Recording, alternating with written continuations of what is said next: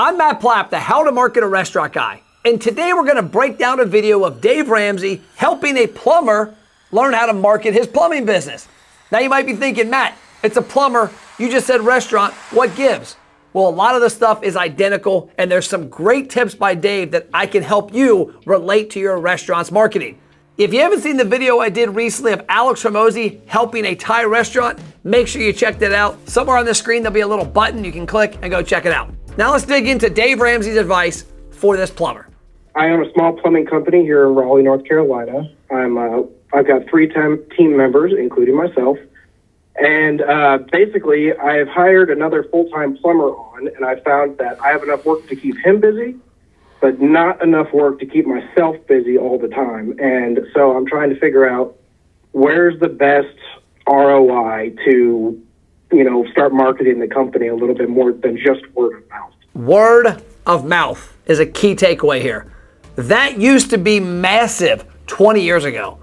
Today, word of mouth has shifted to Facebook and Instagram, but also it's a much busier economy. You and I both live near 20 to 30 more restaurants than we did 20 years ago.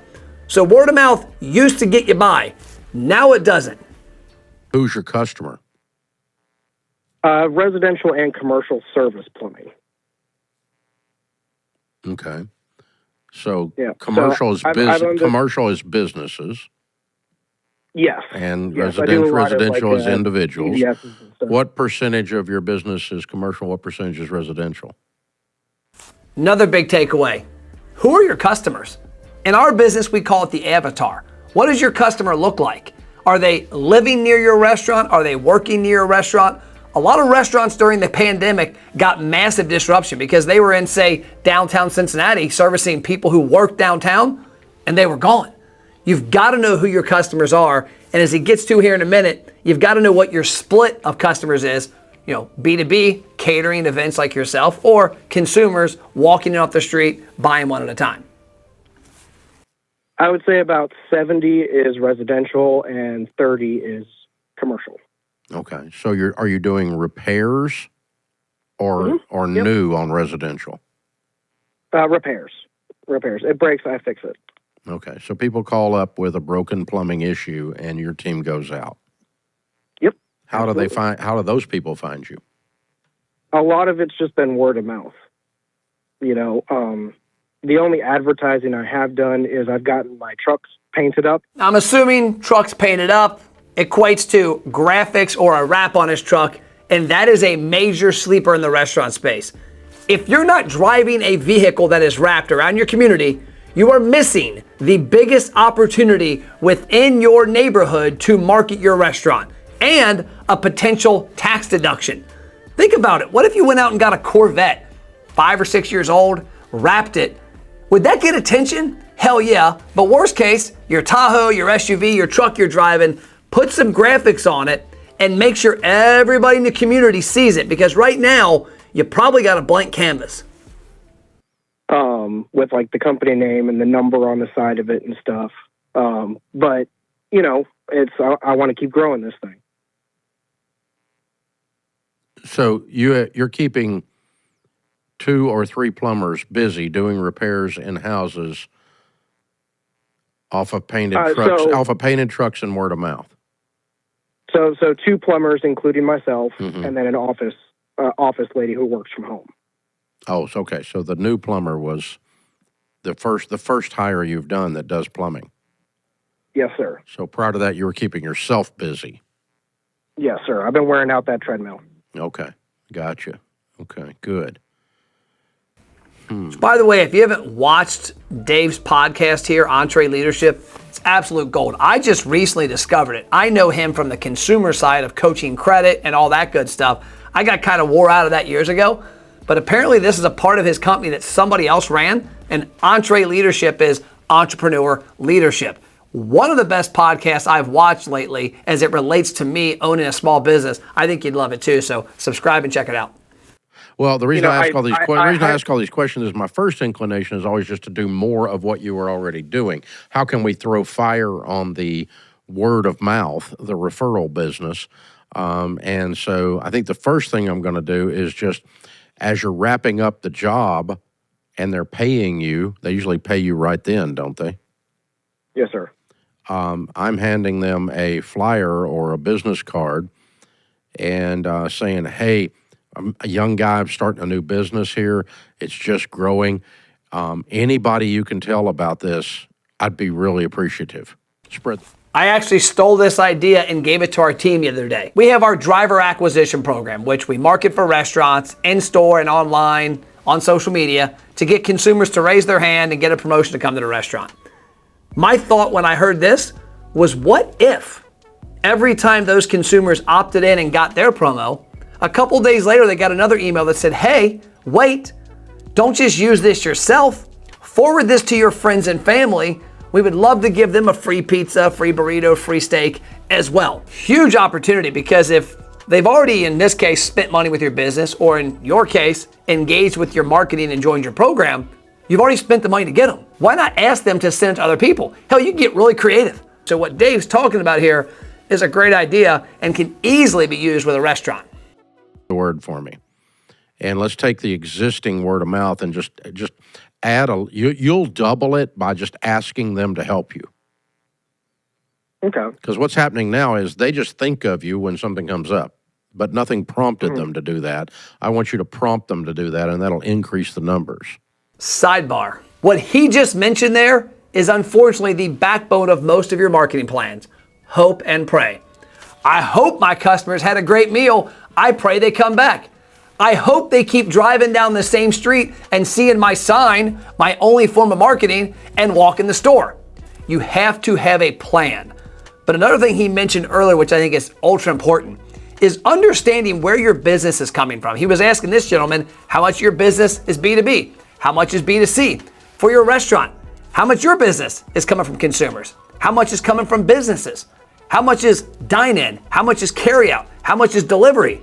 You need to know where your business is coming from so you know how to improve it and expand it. A lot of us struggle with thinking about how hard it's going to be to grow. But if you've got a $500,000 restaurant right now, you've already figured out how to get to 500. Do what you did to get to 5, 2 times to get to $1 million.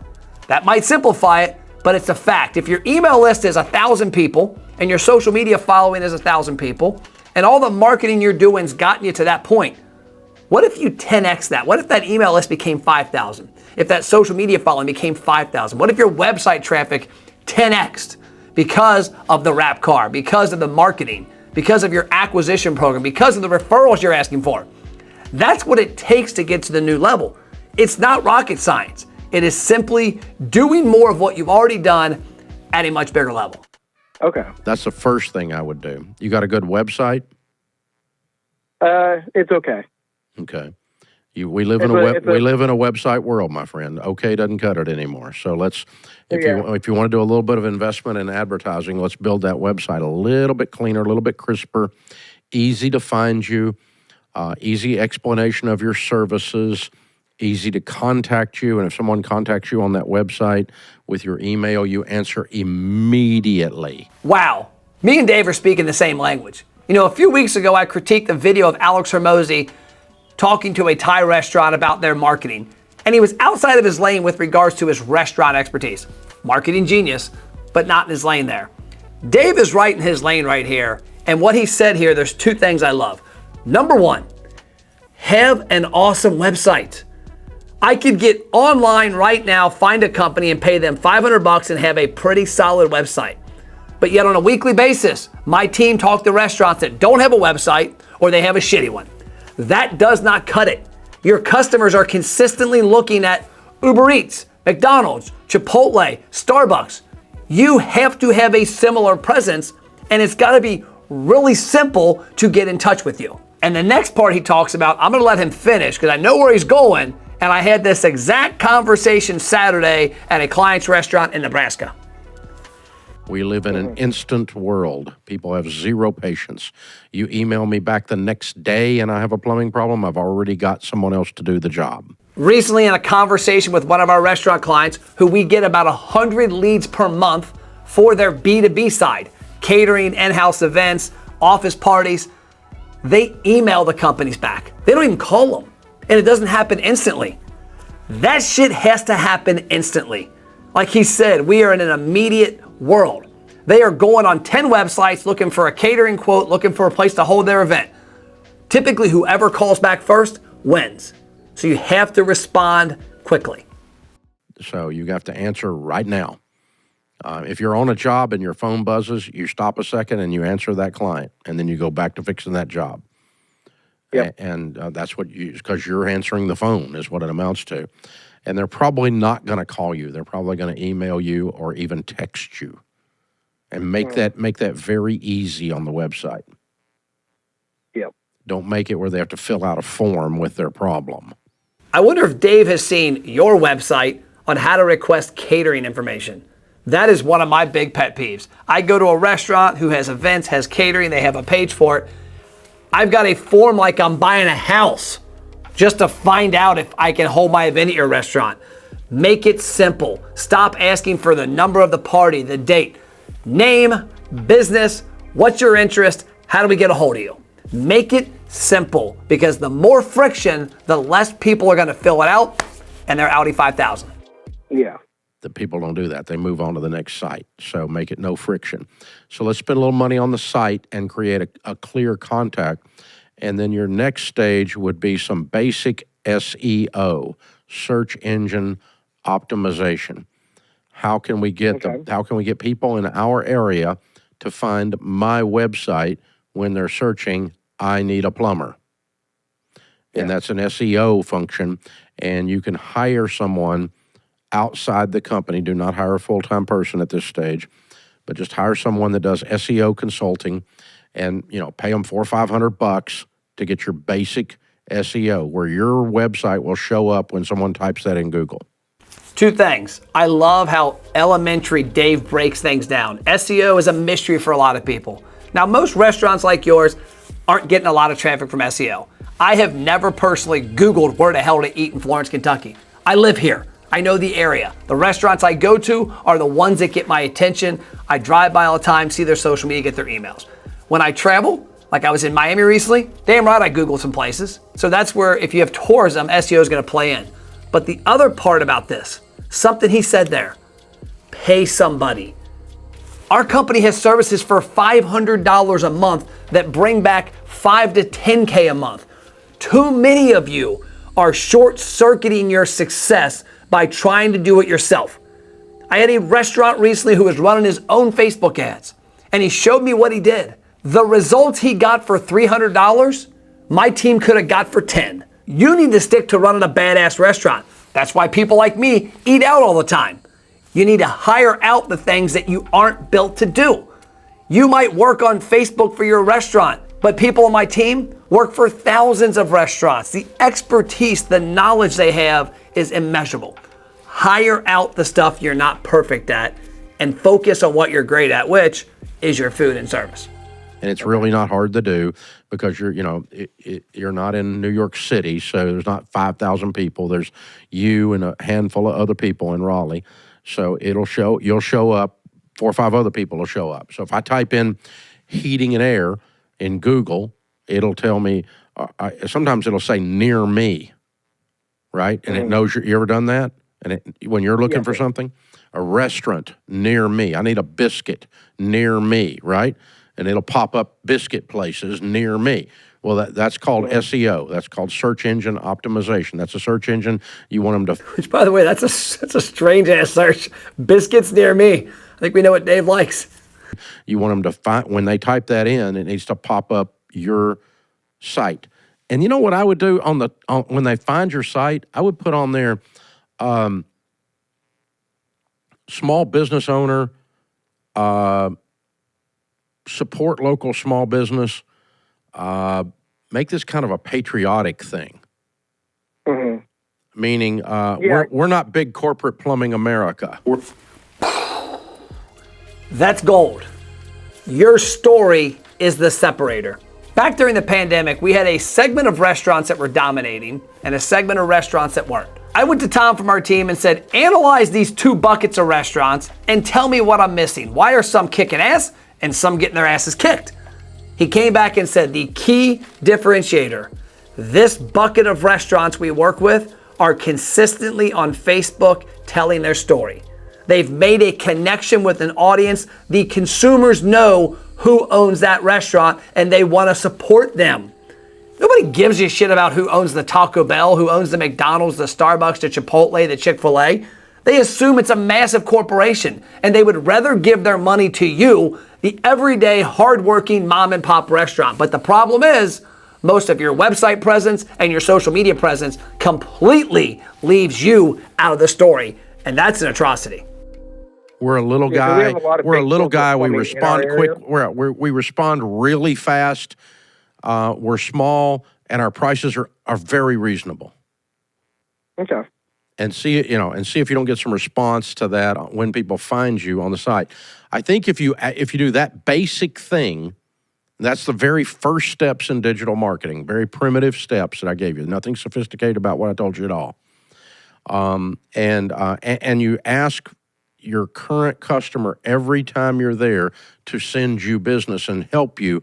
I'm a young guy trying to get started. Please help me out. People like to help other people out, especially if you do a good job for them. And you don't have to do a big sales pitch. You're not trying to get them to subscribe to something. You're just going, hey, I'm a little guy. If I helped you, please tell people about me. I'm trying to grow my business. The people in your community want to support other people in their community. They don't want to support faceless corporations.